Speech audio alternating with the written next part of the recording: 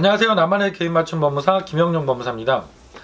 이번 시간에는 우리가 개인 파산 면책 절차를 진행하면서 법원마다도 그 기간이 많이 차이가 있지만 개인적인 사정 때문에 기간이 상당히 1년 반, 2년 이렇게 길어지는 분들이 계시거든요. 어떤 경우에 내가 개인 파산 면책 절차가 길어지게 되는지 그 사유에 대해서, 이유에 대해서 설명을 드리려고 합니다.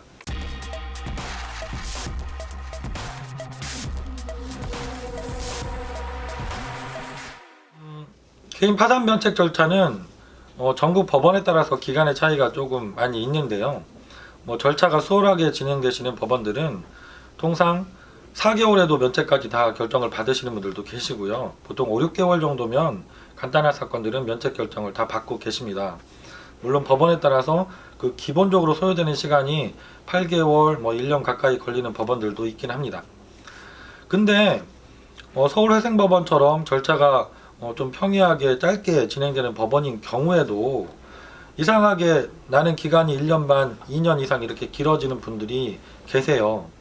어떤 경우에 이렇게 내가 면책을 받기 위해서 소요되는 기간이 길어지는지 이 부분에 대해서 제가 설명을 드리려고 하는데요.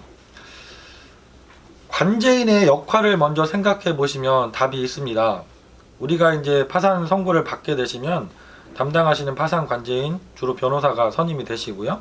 이분들이 크게 두 가지를 하신다고 생각하시면 됩니다. 첫 번째는 면책 불허가 사유에 해당되는 사유는 없는지, 두 번째는 파산재단에 편입해서 청산 절차를 거쳐서 배당까지 해줘야지 되는 재산은 없는 건지 이거를 조사하시는 일을 하시거든요.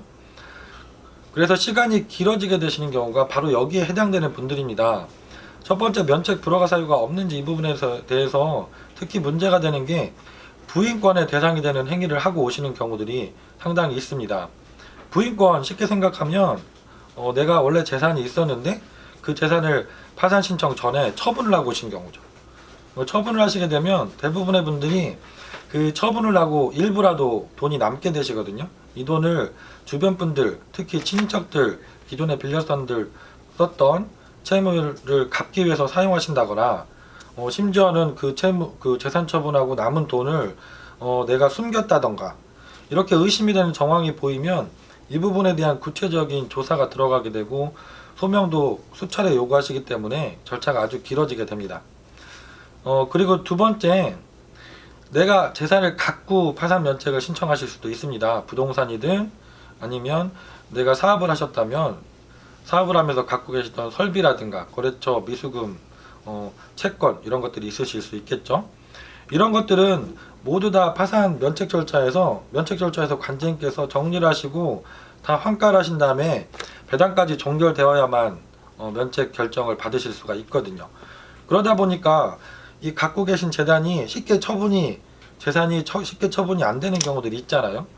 대표적인 것들이 부동산 컨설팅 회사를 통해서 내가 저기 시골에 산속에 있는 임야 같은 걸 사시는 분들도 계시더라고요. 그러면 이런 재산은 관제인께서도 매각 공고 절차를 통해서 여러 번 매각을 해보려고 진행을 하셔도 이게 팔리지가 않습니다. 그러다 보면 이 재산을 정리하는데 시간이 많이 걸리게 되는 거죠.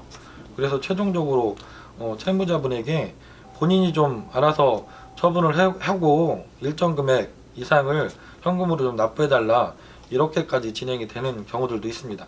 이러다 보면 시간이 1년 반, 2년 이렇게 길게 진행되는 사건들도 있는 것 같습니다. 오늘은 제가 시간상 크게 두 가지 경우를 말씀드렸습니다. 내가 다른 사람들은 5, 6개월이면 파산 면책까지 다 받았다는데 왜 나는 1년 반, 2년씩 걸리느냐? 지금 말씀드린 그런 사유에 해당이 되신다면 나도 그렇게 시간이 오래 걸릴 수 있습니다. 어느 법원인지에 상관없이. 오늘도 제가 실제로 진행하시다 보면 구체적으로 시간이 길어져서 되게 걱정하시고 안절부절하시게 되는 의뢰인들이 생기는 경우거든요.